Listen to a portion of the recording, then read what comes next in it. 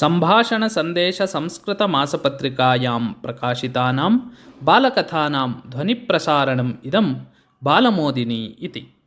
वेलुनाचियार 30-700 वर्षे तमिळुनाडुराज्ये रामनाथपुरे जन्म प्राप्नोत्। तस्याः पिता राजा विजयरघुनाथ सेतुपतिः। बाल्यकाले एव सा सर्वासु विद्यासु निष्णाता जाता। प्रतिभान्वितया तया फ्रेञ्च्, आङ्ग्ल, उर्दू प्रभृतयः अनेकाः भाषाः अपि पठिताः। तस्याः पतिः शिवगङ्गीयः मुतुवडुगनाथ पेरियः। सः शतकद्वयं यावत् शिवगङ्गायाः पालनं कृतवान्। 1770 वर्षे ईस्ट् इण्डिया संस्थया शिवगङ्गा स्वायत्तीकृता। तस्मिन् युद्धे राजा अम्रियत। राज्ञी वेलुनाचियारा पुत्र्या साकं ततः पलायनं कृत्वा डिण्डिगल् ग्रामे अवसत्। गोपालनायकः राज्ञै आश्रयं दत्तवान्। शिवगङ्गाम् आङ्ग्लेभ्यः पुनः प्राप्तुं दृढनिश्चयं कृत्वा राज्ञी 8 वर्षाणि यावत् सन्नाहकार्यं कृतवती।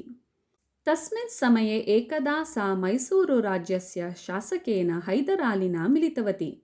तस्याः उर्दूभाषाप्रवीणतां दृष्ट्वा हैदरः प्रभावितः। तस्याः धैर्यं देशनिष्ठां च दृष्ट्वा सन्तुष्टः हैदरालिः युद्धे साहाय्यदानम् अङ्गीकृतवान्। तस्यै स्वदुर्गे एव आश्रयं दत्त्वा मन्दिरं च निर्माय तां सत्कृतवान्। 80-701 वर्षे राज्ञी नाचियारा आङ्ग्लान् विरुध्य युद्धम् अकरोत्। आङ्ग्लानां स्फोटकास्त्रागारं कुत्र अस्ति इति ज्ञात्वा सा तस्य निभृतनाशोपायं चिन्तितवती। कुयिला नामिका काचित् घृतेन विलिप्तां शाटिकां धृत्वा तां ज्वालयित्वा स्फोटकास्त्रप्रकोष्ठे अग्निं संयोज्य आत्माहुतिं कृतवती। स्फोटकास्त्राणाम् अभावेन आङ्ग्लाः पलायिताः। राज्ञी शिवगङ्गां प्रतिप्राप्नोत्। तस्याः पुत्री उदयाला तु अस्मिन् युद्धे प्राणवियोगं प्राप्तवती। पुत्र्याः स्मारकत्वेन महिलानाम् एव सैन्यं राज्ञा विरचितम्।